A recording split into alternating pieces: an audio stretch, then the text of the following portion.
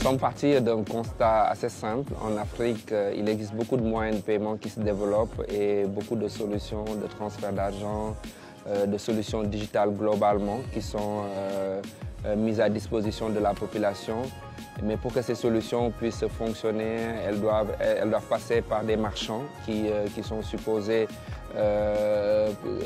donner la possibilité aux clients finaux de faire du cash-in, cash-out sur leur compte ou juste de venir retirer de l'argent lorsqu'on a effectué un transfert pour eux. Malheureusement, ces marchands se retrouvent avec une dizaine de solutions. Chaque solution avec son propre terminal, chaque solution avec sa propre interface, son login et son mot de passe, son stock à gérer. Et nous avons décidé de mettre tout cela au sein d'une seule interface, un seul appareil mobile et fournir ainsi aux marchands une interface unique qui lui permet d'accepter tous les moyens de paiement, mais aussi de fournir un large catalogue de services digitaux. Nous avons un volume de 45 000 transactions par jour, l'équivalent d'à peu près 400 000 € par jour qui transitent par notre plateforme sur le Sénégal. Nous venons de lancer juste d'autres pays. Nous espérons en tout cas atteindre dans chacun de ces pays le million de transactions dans les mois, années à venir.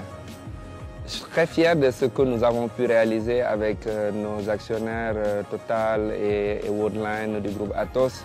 Pour une petite start-up ayant démarré ses activités dans un petit pays de l'Afrique de l'Ouest, réussir à signer un tel partenariat avec des acteurs du CAC 40 et pu avoir à signer un contrat sur 8 pays dans un déploiement sur 12 mois avec comme perspective sur 36 mois. Nous pensons qu'il fallait le faire et nous avons été très ravis d'être arrivés à le faire. Et pour nous, ça sert d'exemple pour tout jeune Africain, pour toute jeune start-up qui se créerait dans notre zone. Et ça nous confère aussi une grosse responsabilité. Et pour cela, nous pensons que nous ne devons que réussir.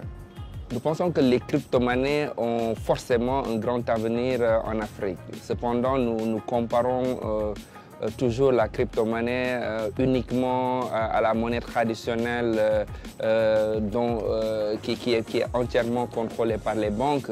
Mais il ne faut pas oublier aussi qu'en Afrique, la monnaie électronique s'est fortement développée. Le mobile money se développe à une grande vitesse. On parle de plus de 3 milliards de dollars de transactions par année.